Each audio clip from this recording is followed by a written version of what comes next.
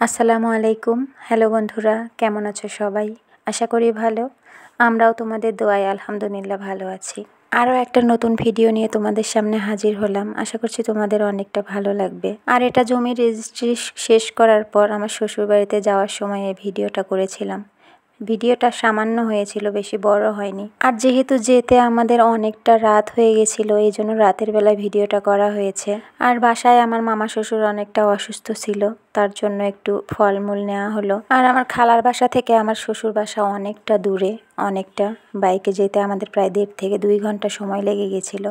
আর এখান থেকে গিয়ে আমার শাশুড়ি রান্না করে রেখেছিল, ওটা খেয়ে আমরা ঘুমিয়ে গেছিলাম। পরের দিন সকালবেলা একটু ভিডিও করা হয়েছে। আর যেহেতু প্রত্যেকটা বাড়িতে আমাদের একটা করে রাত থাকারই উদ্দেশ্য, বেশি ছুটি পাওয়া হয়নি, একটা করে রাতই থাকবো।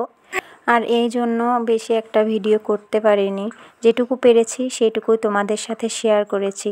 তো তোমাদের ভালো লাগলে প্লিজ একটা লাইক করে দিও, একটা কমেন্টস করো।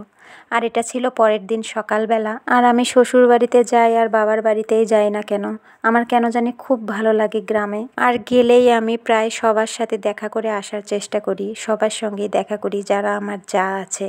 আর আমার বাবার বাড়িতে যারা চাচি, বড় আম্মু যারা আছে সবার সাথে একটু দেখা করি। রাতের বেলায় এসেই মামা শ্বশুরকে দেখে এসেছিলাম একবার, অনেকটা অসুস্থ, উনি বিছানা থেকে উঠতে পারেন না।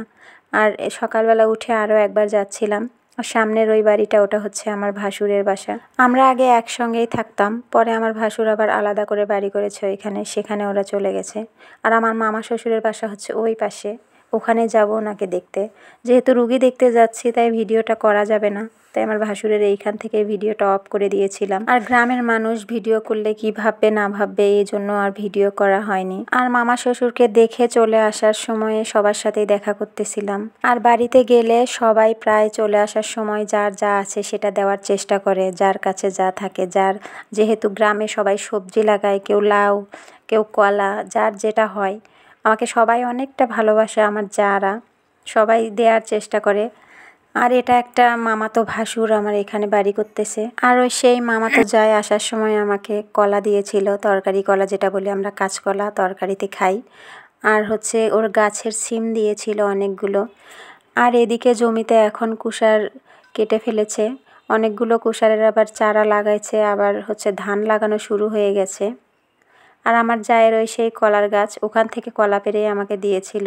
আর আশেপাশে সব জায়গায় প্রায় ধান লাগানো হয়েই গেছে, আম গাছে মুকুল এসেছে, এখন ধান লাগানোর সময়। অনেকটা ভালো লাগতেছিল মাঠটা দেখে।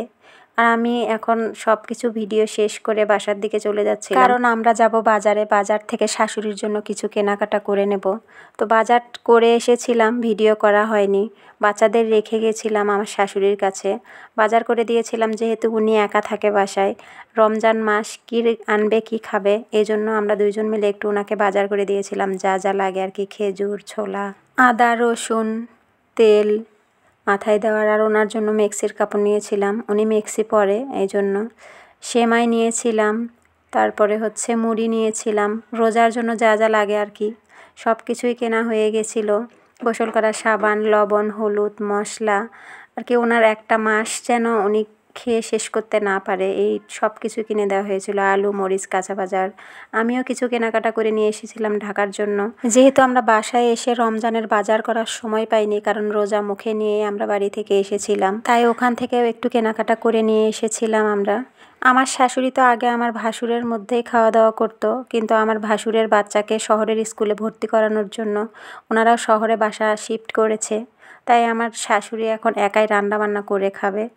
এজন্য ওনার যেন কোনো সমস্যা না হয়, এজন্য সব কিছু কিনে নিয়ে দেয়া হয়েছে ওনার কাছে।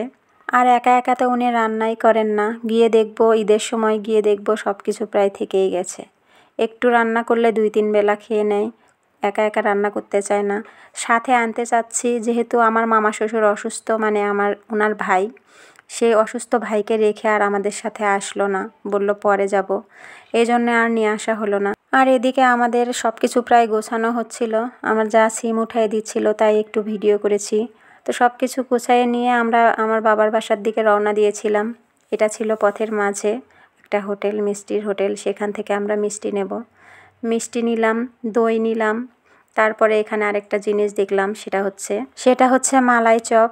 ওটাও একটু টেস্ট করার জন্য নিলাম। সত্যি কথা বলতে এর আগে কখনোই আমি সেই মালাই চপ খাইনি। রসমালাই খেয়েছি অনেক, কিন্তু মালাই চপ খাওয়া হয়নি, তাই ওটাও একটু নিলাম। যাই হোক, এখানে একটু ভিডিও করে আমরা আবার বাবার বাড়ির দিকে রওনা দিয়েছিলাম। তো এতক্ষণ যারা যারা আমার সাথে আছো সবাইকে অসংখ্য ধন্যবাদ, অনেক অনেক ভালোবাসা আমার ভিডিওটা এতক্ষণ দেখার জন্য। তো যারা যারা আমার চ্যানেলে নতুন, প্লিজ একটা করে লাইক করে দেবে, কমেন্টস করবে, আর ভিডিওটা যদি ভালো লাগে করে পাশে থাকা বেল বাটনটি অল করে দেবে, যাতে আমার ভিডিও ছাড়ার সাথে সাথেই তোমরা পেয়ে যাও। আর আজকের ভিডিওটা বেশি বড় করিনি, এই পর্যন্তই করেছি। তোমরা সবাই ভালো থাকবে, সুস্থ থাকবে, আমার জন্য দোয়া করবে। তোমাদের সবার ভালো থাকা, সুস্থ থাকার কামনা করে আমি আজকের ভিডিওটা এখানেই শেষ করব। শেষ করার আগে একটা কথাই বলতে চাই, প্লিজ ভিডিওটা অনেক কষ্ট করে বানানো হয়, এডিট করা হয়, ভয়েস দেয়া হয়, তাই দয়া করে তোমরা কেউ স্কিপ করে ভিডিও দেখো না। যারা দেখো প্লিজ মন থেকে ভিডিও দেখো। স্কিপ করে ভিডিও দেখলে তাতে আমার কোনো লাভ হবে না। প্লিজ সবাইকে রিকোয়েস্ট করতেছি, সবাই একটু মন থেকে ভিডিও দেখো।